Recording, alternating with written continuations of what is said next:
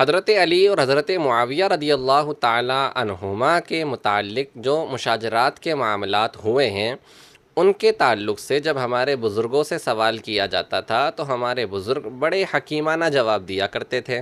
کبھی تو سائل کو اس کے اپنے امور پر توجہ دلایا کرتے تھے، کبھی سائل کو یہ تنبیہ کرتے تھے کہ وہ صحابہ ہیں، ان کے معاملات میں نہیں پڑھنا چاہیے، کبھی سائل کو خاموش کر دیا کرتے تھے، اور کبھی جواب کا رخ موڑ کر یہ بتایا کرتے تھے کہ یہ تمہارے کام کی چیز نہیں ہے۔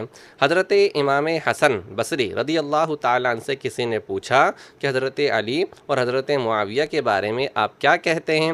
امام حسن بصری رضی اللہ تعالیٰ عنہ نے ارشاد فرمایا، حضرت امیر معاویہ رسول اللہ صلی اللہ تعالیٰ علیہ وسلم کے رشتہ دار ہیں، حضرت ام حبیبہ رضی اللہ تعالیٰ عنہا کے بھائی ہیں، اللہ کے رسول صلی اللہ تعالیٰ علیہ وسلم نے ان کے لیے دعا کی ہے، حضور صلی اللہ تعالیٰ علیہ وسلم کے پیارے صحابی ہیں، اور حضرت علی کرم اللہ تعالیٰ وجہہ الکریم سیدہ ظاہرہ طیبہ طاہرہ رضی اللہ تعالیٰ عنہا کے شوہر ہیں، رسول اللہ کے داماد ہیں، اور چوتھے خلیفہ ہیں، صحابی رسول ہیں، دونوں رسول اللہ صلی اللہ تعالیٰ علیہ وسلم سے نسبتیں رکھتے ہیں۔ یہ الگ بات ہے، حضرت علی کا مقام اور ہے، حضرت معاویہ بھی ہمارے سردار ہیں، لیکن ان دونوں کے معاملات کے اندر پڑھنے کی ہمیں اجازت نہیں ہے، ہم اپنے کام پر توجہ دیں۔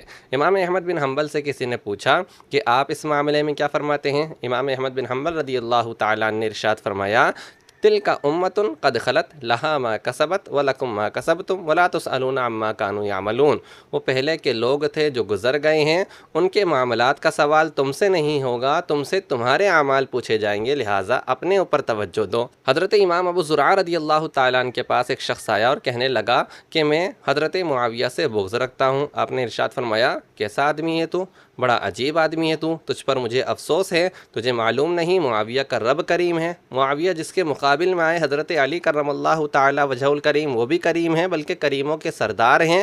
جب ان کے آپس میں معاملات ہوئے اور حضرت علی نے خود اخواننا انہیں کہا ہے، انہیں اپنا بھائی کہا ہے، تو ان کے معاملات میں تمہیں پڑھنے کی کیا ضرورت پڑی ہے؟ یہ کتنے حکیمانہ جواب تھے، اور یہ سب قرآن و حدیث کے مطابق تھے۔ اللہ کے رسول صلی اللہ تعالیٰ علیہ وسلم نے ارشاد فرمایا، میرے صحابہ کے بارے میں اپنی زبانیں خاموش رکھا کرو، جب بھی بولو خیر بولو۔